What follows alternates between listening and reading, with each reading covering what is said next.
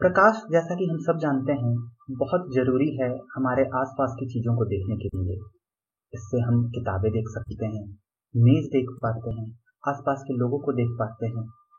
और अगर प्रकाश ना हो तो चारों तरफ अंधेरा ही अंधेरा होता है। प्रकाश के परावर्तन के नियम का उपयोग हम अपनी दिनचर्या में बखूबी करते हैं, चाहे वो अपने सर के पीछे के बालों को देखना हो 2 दर्पणों का उपयोग करके, या फिर अपनी गाड़ियों में लगे शीशों से पीछे से आने वाली गाड़ियों को देखना हो। आइए अब प्रकाश के परावर्तन के पीछे के नियमों को समझें। जैसा कि आप देख रहे हैं, एक टॉर्च से प्रकाश की किरणें एक दर्पण पर आपतित हो रही हैं, आ रही हैं, और फिर टकराने के बाद परावर्तित हो जाती हैं। तो वो कोण जो इस अविलंब और इस आपतित प्रकाश की किरण के बीच बन रहा है, इसे हम कहते हैं आपतित कोण। आपतित कोण। और वो कोण जो परावर्तित किरण और उसी अविलंब के बीच बन रहा है, उसे हम कहते हैं परावर्तित कोण। अगर हम आपतित कोण को आई से दिखाएं, आई, और परावर्तित कोण को आर से दिखाएं, छोटा आर स्मॉल आर और स्मॉल आई से दिखाएं, तो एक समतल दर्पण के लिए I is equal to R. I हमेशा आर के बराबर होता है, अर्थात जिस कोण के साथ किरणें आपतित होती हैं, उसी कोण के साथ किरणें परावर्तित भी हो जाती हैं। 10वीं कक्षा में हमें गोलीय दर्पणों से प्रकाश के परावर्तन के बारे में पढ़ना है। इस चित्र में यह जो दर्पण है, इसे हम अवतल दर्पण कहते हैं, अवतल दर्पण, और इसको उत्तल दर्पण कहते हैं, उत्तल दर्पण। आप जैसा देख रहे हैं, अवतल दर्पण में प्रकाश की किरणें हमेशा अवतल भाग की ओर आती हैं, और उत्तल दर्पण में प्रकाश की किरणें हमेशा उत्तल भाग की तरफ आपतित होनी चाहिए। हम इसे एक बहुत साधारण तरीके से भी समझ सकते हैं। एक चम्मच, जिधर से उसमें कोई चीज रखी जाती है चम्मच में, जैसे कि चम्मच में हम जब चीनी उठाते हैं, तो जिस भाग से हम चीनी उठा पाते हैं उस भाग को कहते हैं अवतल भाग, और जो भाग नीचे की ओर रहता है उसे हम कहते हैं उत्तल भाग। तो ये जो चम्मच है, अगर ये बहुत अच्छे से पॉलिश किया हुआ है, बहुत चमकदार चम्मच है, तो इसमें हम अपनी खुद के चेहरे को भी देख पाएंगे। तो जैसा कि यहाँ एक चित्र में दिखाया जा रहा है कि अगर आप चम्मच को अपने चेहरे की ओर करके पकड़ के रखें, और दोनों 2 तरीकों से, एक बार अवतल भाग और एक बार उत्तल भाग की तरफ से, तो आपको अपना चेहरा दिखाई देगा, और दोनों चेहरों में बहुत अंतर होगा। हम इसके बारे में आगे चर्चा करेंगे। आइए अब देखते हैं अवतल दर्पण से प्रकाश का परावर्तन। तो ये दर्पण जो हम देख रहे हैं दोस्तों, ये एक अवतल दर्पण है, और जब भी अवतल दर्पण से के सामने समानांतर प्रकाश की किरणें आती हैं, समानांतर प्रकाश की किरणें किसके समानांतर? अपने मुख्य अक्ष के। मुख्य अक्ष, यह मुख्य अक्ष है दोस्तों। तो इस मुख्य अक्ष के समानांतर जो भी प्रकाश की किरणें आती हैं, वो फोकस की ओर केंद्रित हो जाती हैं। यह जो F यहाँ लिखा है दोस्तों बड़े अक्षरों में, यह फोकस है, इसकी ओर केंद्रित हो जाती हैं समानांतर प्रकाश की किरणें। ये जो C लिखा है दोस्तों, ये C को कहते हैं सेंटर ऑफ कर्वेचर, अर्थात वक्रता केंद्र। यह वक्रता केंद्र यह बतला रहा है दोस्तों कि यह अवतल दर्पण जिस भी बड़े से गोले का अंश होगा, उस गोले का केंद्र कहाँ पे है, तो C उसका केंद्र है। इस दूरी को, ये दूरी दोस्तों, अगर मैं इस बिंदु को जो कि अवतल दर्पण पे है P से लिखूं, P, तो ये P और F की जो दूरी है, इसको हम कहते हैं, इसको हम दिखा सकते हैं स्मॉल f से, जिसको हम कहते हैं फोकस दूरी। फोकस दूरी। तो PF is equal to small f और ये एक ध्यान देने वाली बात है दोस्तों कि जितनी लंबाई पीएफ की होती है उतनी ही लंबाई सीएफ की भी होती है, अर्थात यह एफ पी और सी का मध्य बिंदु है। तो हम ऐसा लिख सकते हैं दोस्तों कि P C is equal to 2 into P F. और अगर इस पीसी को हमने स्मॉल सी से दिखाया तो, और पीएफ को स्मॉल एफ से, जैसा हम पहले दिखा चुके हैं, तो F is equal to C by 2 ऐसा हो जाएगा। ये स्मॉल सी जो मैं लिख रहा हूं दोस्तों, ये स्मॉल सी ये दूरी है, ये इस दूरी को कहते हैं स्मॉल सी। और इसका अगर नाम मैं बताऊं आपको तो इसको हम कह सकते हैं वक्रता त्रिज्या। तो ये स्मॉल सी वक्रता त्रिज्या है दोस्तों। तो आगे जब भी मैं वक्रता त्रिज्या बोलूं तो उसका अर्थ होगा दूरी P और C के बीच की। आइए अब सीखते हैं कि अवतल दर्पण में प्रतिबिंब को कैसे बनाएं। तो ये जो दर्पण यहां हम देख रहे हैं ये अवतल दर्पण है। यह बिंदु जिसको हम फोकस कह रहे हैं और यह बिंदु जिसको हम सेंटर ऑफ कर्वेचर अर्थात वक्रता केंद्र कह रहे हैं। तो मैं एक वस्तु वक्रता केंद्र से परे रख रहा हूं, इसको मैं नाम देता हूं ए बी। तो ये जो वस्तु है वो वक्रता केंद्र से परे है। तो इस वस्तु से बहुत सारी किरण निकलेंगी तो जो कि हर दिशा में जाएंगी, पर हमें बस 2 किरणों को लेना है।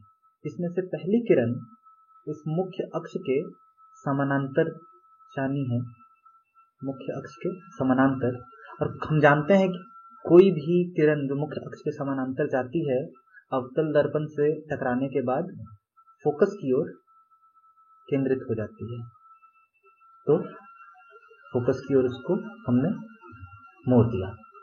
दूसरी जो रेखा हमें लेनी है, दूसरी रेखा हमेशा आप वक्रता केंद्र से होकर गुजारिए, वस्तु और वक्रता केंद्र से होते हुए गुजारनी है। तो ये दर्पण से अवतल दर्पण से टकराने के बाद वापस उसी दिशा में मुड़ जाएगी। यह जो बिंदु है दोस्तों जहां पे ये दोनों किरणें आपस में टकरा रही हैं, आपस में मिल रही हैं, यहाँ पे हमें उस प्रतिबिंब की जगह मिलेगी। तो ये ए डैश और ये बी डैश। तो यह प्रतिबिंब जो बन रहा है वो उल्टा है और वास्तविक है, क्योंकि यह वास्तविक किरणों के कटने से बन रहा है। तो ये एक तरीका है जहां से हम देख सकते हैं कि अवतल दर्पण में कैसे प्रतिबिंब बनता है। इस सारणी के माध्यम से यह समझाने की कोशिश की जा रही है कि वस्तु की स्थिति कहाँ हो तो उसका प्रतिबिंब कहाँ और कैसा बनेगा। तो अभी अभी जो हमने एक प्रतिबिंब बनाया है उसी पर चर्चा करते हैं। हमने वस्तु को C से परे रखा था, तो उसका प्रतिबिंब F और C के बीच में बनता है और उसका साइज अर्थात उसका आकार छोटा होता है वस्तु से, जबकि वस्तु की प्रकृति, वस्तु नहीं, उस छाया, उस प्रतिबिंब की प्रकृति उल्टा और वास्तविक होता है। इसी तरह हम जब वस्तु को अलग अलग जगहों पर जैसे C पर, C तथा F के बीच, F पर, P तथा F के बीच या अनंत पर रखते हैं, तो इस सारणी से हमें यह पता चल सकता है कि उसका प्रतिबिंब कहाँ बनेगा। आप इस सारणी को याद कर सकते हैं क्योंकि यह बहुत महत्वपूर्ण सारणी है। आइए एक और प्रतिबिंब बनाने की कोशिश करते हैं। ये हमारा फोकस है, ये हमारा वक्रता केंद्र। इस बार हम वस्तु को इस पोल और फोकस के बीच में रखते हैं। तो वस्तु यहाँ है, जैसा कि हमने पिछली बार भी किया था। कि इस वस्तु से बहुत सारी किरणें निकलेंगी, पर हमें बस 2 ही किरणों का ख्याल रखना है। पहली किरण जो इसके मुख्य अक्ष के समानांतर जाती हुई दर्पण से टकराए, और कोई भी किरण जो मुख्य अक्ष के समानांतर जाएगी वो टकराने के बाद फोकस की ओर मुड़ जाएगी, फोकस की ओर केंद्रित हो जाएगी, तो हमने उसको फोकस की ओर मोड़ दिया। दूसरी किरण जो हमें लेनी है दोस्तों, वो है वस्तु से निकलकर वक्रता केंद्र तक पहुंचने वाली। ये हमने वस्तु से निकालकर वक्रता केंद्र को मिलाने वाली एक किरण बना ली। पर हम देख रहे हैं दोस्तों कि यह दोनों किरणें आपस में कभी टकराएंगी ही नहीं, ऐसा प्रतीत होता है। तब अब क्या कर सकते हैं? तो इस केस के लिए, ऐसे परिस्थिति के लिए हम लाइन को दोनों किरणों को पीछे की ओर बढ़ाते हैं। तो इस ब्लू कलर की लकीर को जब हम पीछे की ओर बढ़ा रहे हैं, किरण को जब हम पीछे की ओर बढ़ा रहे हैं, तो ये दर्पण से टकरा गई, और टकराने के बाद ये फिर से वापस लौट आएगी। पर जब इसको हम टूटी हुई लकीर से और पीछे की ओर बढ़ाने की कोशिश करते हैं, टूटी हुई लकीर, क्योंकि वास्तव में कोई भी किरण दर्पण के पीछे नहीं जा सकती है, तो ये एक आभासी किरण है जो दर्पण के पीछे जा रही है। उसी तरह हम इस लाल रंग की किरण को भी पीछे की ओर बढ़ाने की कोशिश करते हैं, तो ये एक जगह कटती हुई प्रतीत होगी, और वो जो जगह कटती हुई प्रतीत हो रही है उस जगह पे प्रतिबिंब बनेगा। तो अगर ये ए और बी वस्तु है, तो ए डैश और बी डैश प्रतिबिंब बन रहा है। और जैसा कि हम देख पा रहे हैं, प्रतिबिंब वस्तु से बड़ा है, और प्रतिबिंब आभासी है दोस्तों, ये प्रतिबिंब काल्पनिक है। क्यों? क्योंकि यह वास्तविक किरणों के टकराव से नहीं बना, बल्कि यह बनता हुआ प्रतीत हो रहा है। और वो भी कब? जब कोई व्यक्ति यहाँ से इन दोनों किरणों को देख रहा है, तो उसे ऐसा प्रतीत होगा कि इस दर्पण में इस वस्तु का प्रतिबिंब उसके साइज से बड़ा, उसके आकार से बड़ा बन रहा है, पर वो वास्तविक प्रतिबिंब नहीं है दोस्तों। तो इस तरह से हमने सीखा कि अवतल दर्पणों में कैसे प्रतिबिंब को बना सकते हैं। आप खुद भी प्रयत्न कर सकते हैं वस्तु की जगह बदल के, पर हमेशा याद रखें, हमें हमेशा 2 किरणों का ख्याल करना है।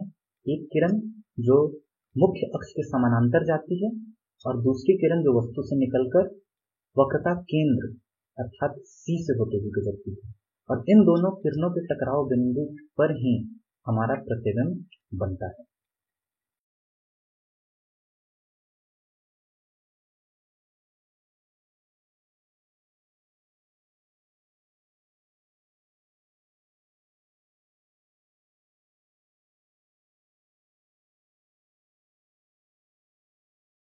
यहाँ हम देख सकते हैं दोस्तों कि जब वस्तु को अलग अलग जगहों पर रखा जा रहा है, तो उसका प्रतिबिंब कहाँ बन रहा है।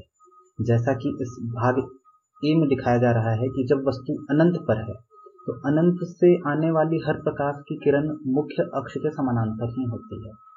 तो स्वाभाविक है कि टकराने के बाद वो किरणें हमेशा फोकस पे जाकर मिलेंगी। तो अनंत पर रखी वस्तु का प्रतिबिंब फोकस पर बन रहा है। उसी तरह बी में, जैसा कि हमने खुद बनाया, जब वस्तु वक्रता केंद्र से परे हो, तब उसका प्रतिबिंब सी और एफ के बीच में बनता है, जो कि यहाँ पर बन रहा है। तीसरे केस में दोस्तों, जब वस्तु को वक्रता केंद्र पर ही रख दिया गया, वक्रता केंद्र अर्थात सी पर ही रख दिया गया, तो उसका प्रतिबिंब भी वक्रता केंद्र पर ही बन रहा है, जो कि साइज में, आकार में उतना ही बड़ा है जितना वास्तविक वस्तु का आकार है। डी में जब वस्तु को सी और एफ के बीच में रखा जा रहा है, तब वस्तु का प्रतिबिंब वास्तविक तो बन रहा है, पर सी से परे बन रहा है, और उल्टा भी बन रहा है। ई में जब वस्तु को फोकस पे रखते हैं, तो वस्तु का जो प्रतिबिंब है वो अनंत पर बनेगा दोस्तों। आप इसको खुद से भी बनाने की कोशिश कर सकते हैं, जैसा कि मैंने आपको पिछले स्लाइड में बताया है। एफ जो केस है दोस्तों, उसमें हमने अभी देखा कि जब वस्तु को पोल और फोकस के बीच में रखते हैं तो उसका प्रतिबिंब आभासी बनता है और वस्तु से बड़ा बनता है। A' B' यहाँ इस वैसा दिखाया गया है। आइए अब समझते हैं उत्तल दर्पणों से प्रकाश का परावर्तन कैसे होता है। तो उत्तल दर्पण में भी मुख्य अक्ष यही है जैसा अवतल दर्पण में होता है। मुख्य अक्ष उसको कहते हैं जो पोल यहाँ पे और फोकस, पोल और फोकस या पोल और वक्रता त्रिज्या को मिलाने वाली रेखा है, वही मुख्य अक्ष कहलाती है। और कोई भी समानांतर, इस मुख्य अक्ष के समानांतर आने वाली ये प्रकाश की किरणें यहाँ भी फोकस की ओर ही केंद्रित होना चाहती हैं, पर ये दूसरा भाग जो है, ये भाग जो है इस दर्पण का, वो कालिक किया हुआ है। इधर प्रकाश की किरणें नहीं आ सकती, तो हर प्रकाश की किरण परावर्तित हो रही है विपरीत दिशा में। पर जब उस परावर्तित किरण को आप पीछे की ओर बढ़ाएंगे तब ये फोकस की ओर ही केंद्रित होती हुई दिखाई देगी, प्रतीत होगी। ये एक काल्पनिक सोच है, यह वास्तविकता नहीं है। ये काल्पनिक तरीके से मैं इस किरण को पीछे की ओर बढ़ा रहा हूँ, दर्पण के पीछे की ओर बढ़ा रहा हूँ, तो ये फोकस की ओर केंद्रित होते हुए दिखेगी। वक्रता त्रिज्या को मैंने यहाँ C से दिखाया है। ये जो पोल और फोकस के बीच की दूरी है, यहाँ पर इसको भी फोकस कहते हैं, फोकस। उसी तरह यह है जिस तरह से हमने अवतल दर्पण में देखा था। आइए अब देखते हैं कि उत्तल दर्पण से कैसे किसी वस्तु के प्रतिबिंब को बनाया जा सकता है। तो हम वस्तु को इस उत्तल दर्पण के सामने रखते हैं, माना कि ये AB वस्तु है। तो जैसा कि हमने अवतल दर्पण में किया था दोस्तों प्रतिबिंब बनाने के लिए, वैसा ही यहाँ भी करेंगे। चूंकि यहाँ से बहुत सारी प्रकाश की किरणें निकल रही हैं, पर हमें बस 2 प्रकाश की किरणों को ही लेना है।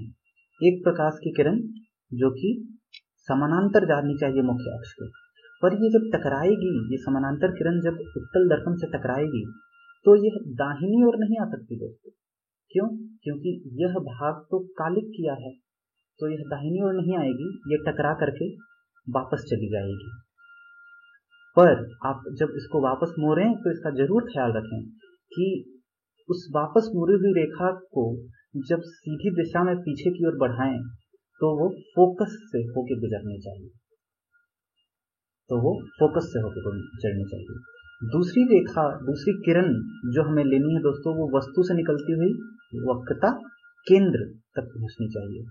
तो हम कोशिश करेंगे मिलाने की, पर जैसे ही हम यहाँ पहुंचेंगे यह जो किरण है वो उत्तल दर्पण से टकरा जाएगी और वापस लौट जाएगी। पर जब आप उस वापस लौटी हुई किरण को भी पीछे की ओर बढ़ाएंगे तो वो वक्रता केंद्र से होकर गुजरनी चाहिए। ये जो टकराव बिंदु मिला है, ये टकराव बिंदु हमें बताता है कि प्रतिबिंब कहाँ पे बन रहा है। तो ये A' B' मैंने लिखा है उस प्रतिबिंब को, जो कि वस्तु से छोटा है और काल्पनिक है। काल्पनिक क्यों? क्योंकि यह वास्तविक किरणों के मिलने से नहीं बना, बल्कि ये बना है एक आभासी किरणों से के मिलने से। तो ये आंखों से तो दिखेगा, जब भी कोई व्यक्ति इस दिशा से उस प्रतिबिंब को देखने की कोशिश करेगा तो वो प्रतिबिंब उसे दिखेगा जो कि जिसका आकार वस्तु से छोटा होगा, पर वो एक वास्तविक प्रतिबिंब नहीं है, वो एक काल्पनिक प्रतिबिंब है। यहाँ भी हम इस चीज को देख सकते हैं दोस्तों कि कैसे प्रतिबिंब बन रहा है। यहाँ O और O' वस्तु है जो कि उत्तल दर्पण के सामने रखी गई है, और I और I' उससे बना हुआ प्रतिबिंब है जो कि फोकस और पोल के बीच में बन रहा है, जो कि फोकस और पोल के बीच में बन रहा है, जिसका आकार भी वस्तु से छोटा है। तो यहाँ भी वही किया गया है दोस्तों, एक किरण जो कि समानांतर आ रही है, जो कि मुड़ जाती है विपरीत दिशा में, पर जब उसी किरण को आप पीछे की ओर बढ़ाएंगे तो वो फोकस से होकर गुजरनी चाहिए। और दूसरी किरण जो ली गई है दोस्तों वो सेंटर ऑफ कर्वेचर अर्थात C से होकर गुजारी गई है, और जो दोनों का टकराव बिंदु है उस टकराव बिंदु पे यहाँ पर वस्तु के प्रतिबिंब को बना दिया गया है। तो यहाँ भी हम देख सकते हैं। आइए अब कुछ महत्वपूर्ण सूत्र देखते हैं। तो पहला सूत्र है दर्पण सूत्र। जो कि होता है 1/v plus 1/u is equal to 1/f। यह एक बहुत महत्वपूर्ण सूत्र है दोस्तों। आइए अब देखते हैं कि इसमें v, u और f क्या है। तो f तो आपको पता है कि f फोकस दूरी है किसी भी दर्पण की। तो अगर ये एक दर्पण है, तो इसमें ये इसकी मुख्य अक्ष है, इसका मुख्य अक्ष हुआ ये p, ये f और ये c। तो मान लीजिए कि हमने यहाँ पे वस्तु को रखा है, यानी कि AB यहाँ पे रखा है। तो जो पोल से इस वस्तु की दूरी है उसको हम कहते हैं u। और मान लीजिए इसका प्रतिबिंब यहाँ बन रहा है, जैसा कि हमें पता है इसका प्रतिबिंब यहाँ बन रहा है। तो इस दूरी को कहते हैं v। पोल से प्रतिबिंब की दूरी को कहते हैं v, और पोल से ही इस वस्तु की दूरी को कहते हैं u। और f तो आप लोगों को पता है कि f कहते हैं पोल से फोकस की दूरी को। तो ये जो दर्पण सूत्र हमने यहाँ लिखा, ये बहुत ही महत्वपूर्ण दर्पण सूत्र है, इसे आप याद कर लें। दूसरा जो सूत्र है वो है आवर्धन सूत्र। आवर्धन अर्थात कि जो दर्पण है वो किसी भी वस्तु को कितना बड़ा या कितना छोटा दिखा सकता है। तो अगर आवर्धन 1 से कम है तो वो छोटा दिखाएगा, और अगर आवर्धन 1 से ज्यादा है तो इसका मतलब वो वस्तु को उसकी आकार से बड़ा दिखाएगा।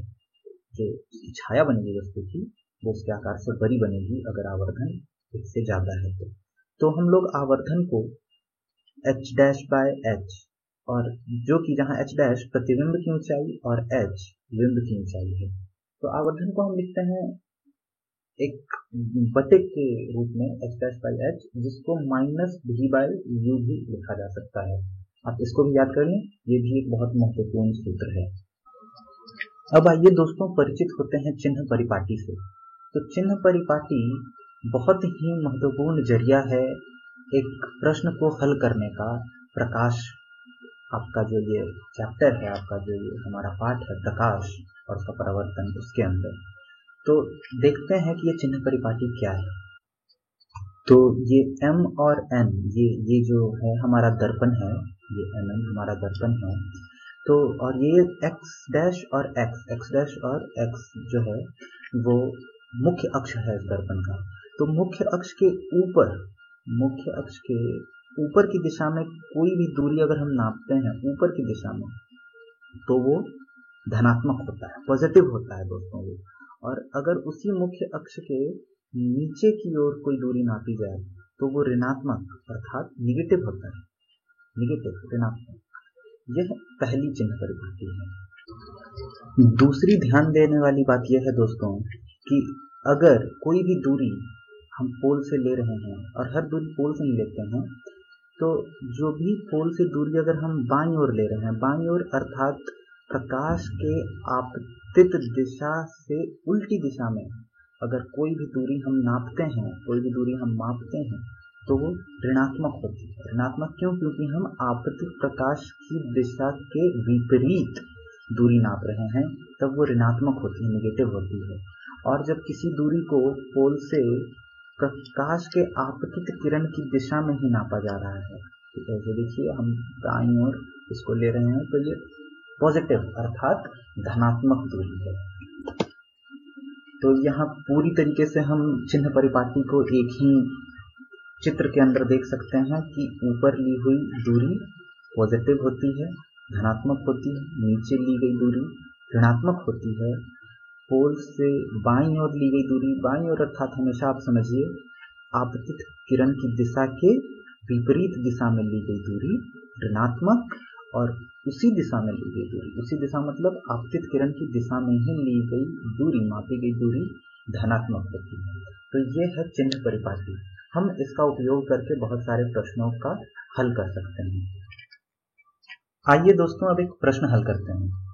इस प्रश्न में कहा गया है किसी ऑटोमोबाइल के पीछे का दृश्य, ऑटोमोबाइल अर्थात कोई गाड़ी जैसे बस, ट्रक, ट्रैक्टर, कुछ भी, किसी ऑटोमोबाइल में पीछे का दृश्य देखने के लिए उपयोग होने वाले उत्तल दर्पण कि वक्रता त्रिज्या अर्थात सी रेडियस ऑफ कर्वेचर 3 मीटर है। यदि एक बस इस दर्पण से 5 मीटर की दूरी पर है तो प्रतिबिंब की स्थिति, प्रकृति तथा साइज ज्ञात करिए। स्थिति मतलब कि भी, प्रकृति मतलब वो वास्तविक है, उल्टा है, सीधा है, और साइज अर्थात वो वस्तु से छोटा अथवा बड़ा है।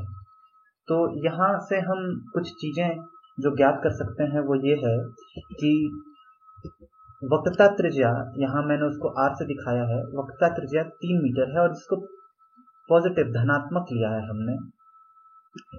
बिंब दूरी अर्थात वस्तु की दूरी u और जो कि ऋणात्मक है, ऋणात्मक 5 मीटर। देखते हैं क्यों मैंने यहाँ ऋणात्मक लिखा उसको दोस्तों। तो ये एक उत्तल दर्पण है, तो उत्तल दर्पण को हम ऐसा बना सकते हैं। यहाँ हमने उत्तल दर्पण रखा, ये उत्तल दर्पण का मुख्य अक्ष हुआ। प्रकाश की किरण हमेशा इसके उत्तल भाग की ओर आ रही है। अब देखते हैं, कहा जा रहा है कि वक्रता त्रिज्या 3 मीटर है, तो वक्रता त्रिज्या जो यहाँ r से मैंने दिखाया है, जो कि हम पहले c से देख रहे थे, यहाँ इसको r से ही दिखाते हैं। ये वक्रता त्रिज्या हम हमेशा पोल से जब इधर की ओर दूरी मापेंगे तो ये दूरी प्रकाश के किरण की दिशा की दूरी में ही, प्रकाश की किरण की दिशा के जैसी ही है, तो ये दूरी धनात्मक है, पॉजिटिव दूरी है। अगर कोई दूरी हम इधर नापेंगे तो ये प्रकाश की किरण की दिशा के विपरीत दिशा में होगी ये दूरी, तो ये ऋणात्मक दूरी होगी। तो वक्रता त्रिज्या धनात्मक। बिंब दूरी यानी कि वस्तु की दूरी, वस्तु देखिए दोस्तों, वस्तु कहीं यहाँ रखी होगी, इधर कहीं भी हो सकती है वस्तु, यहाँ से यहाँ कहीं भी हो सकती है वस्तु, तो ये वस्तु है।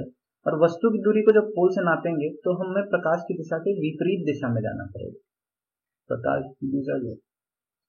की दिशा के विपरीत दिशा में जाना पड़ेगा, तो ये दूरी ऋणात्मक है, इसीलिए यहाँ इसको -5 मीटर लिखा है। प्रतिबिंब दूरी भी हमें निकालनी है दोस्तों। प्रतिबिंब की ऊंचाई हम ज्ञात करना चाहते हैं, उसका साइज ज्ञात करने के लिए। अब देखिए दोस्तों, फोकस दूरी हम निकाल सकते हैं। फोकस दूरी हमेशा वक्रता त्रिज्या के आधी होती है, तो 3/2 इज इक्वल टू धनात्मक 1.5 मीटर। हमें पता है, हमने अभी अभी ये सूत्र देखा 1/v + 1/u = 1/f। यहाँ से हम यह भी कह सकते हैं कि 1/v = 1/f - 1/u। बस इसको आप अदला बदली कर दें इसके दोनों तरफ, बराबर के दोनों तरफ, तो आप इसको पा लेंगे। यहाँ से जब हम निकालेंगे दोस्तों तो v जो है, v अर्थात प्रतिबिंब दूरी हमें मिल जाएगी धनात्मक 1.15 मीटर। और आवर्धन हम क्यों निकालना चाहते हैं, ताकि हम उसका साइज निकाल सकें। तो आवर्धन का फॉर्मूला अभी अभी हमने देखा था, सूत्र उसका अभी अभी हमने देखा था, इज इक्वल टू -v/u। इसको हम यहाँ पर इतना लिख सकते हैं दोस्तों। बस आप उन सारी जो आपको द्रव्यमान मिला था ऊपर में v का, u का, उसको बस आपको यहाँ पर रख देना है। तो इस तरह से आपको आवर्धन मिलेगा +0.23। ये 0.23 यह बतला रहा है दोस्तों कि जो प्रतिबिंब है वो वास्तविक वस्तु से इतना गुना छोटा है, या वास्तविक वस्तु का इतना गुना है। अर्थात अगर वस्तु AB साइज का है, AB उतना बड़ा है, तो इसका प्रतिबिंब बनेगा 0.23 गुने AB। तो इस प्रश्न में दोस्तों वस्तु का आकार नहीं दिया है, वस्तु का साइज नहीं दिया है, तो उत्तर लिखने के लिए हम ऐसा लिख सकते हैं कि प्रतिबिंब का आकार वस्तु के आकार का 0.23 गुना है। तो इस तरह से हमने देखा दोस्तों कि प्रतिबिंब की स्थिति अर्थात v + 1.15 हमें मिला। तो हमने स्थिति स्पष्ट कर ली। वस्तु की प्रकृति हमें इस प्लस साइन, इस धनात्मक चिन्ह से पता चलती है दोस्तों। तो प्लस चिन्ह जो यहाँ है यह बतलाता है कि वस्तु अपनी प्रकृति में उल्टा है। अगर ये माइनस होता तो हम कहते वस्तु अपनी प्रकृति में सीधा है। तो ये प्लस साइन हमें बतला रहा है दोस्तों कि ये वस्तु जो प्रतिबिंब है वो उल्टा है प्रकृति में। और साइज चूंकि यहाँ वस्तु का खुद नहीं दिया तो हमने क्या किया, हमने आवर्धन निकाला है और ये कहा है कि जो प्रतिबिंब है वो वस्तु के आकार से का इतना गुना है। तो इस तरह से हम इस प्रश्न को हल कर सकते हैं दोस्तों। तो इस कक्षा में इतना ही। अगली कक्षा में हम देखेंगे प्रकाश का अपवर्तन और उससे फिर हम कुछ प्रश्न बनाएंगे दोस्तों। धन्यवाद।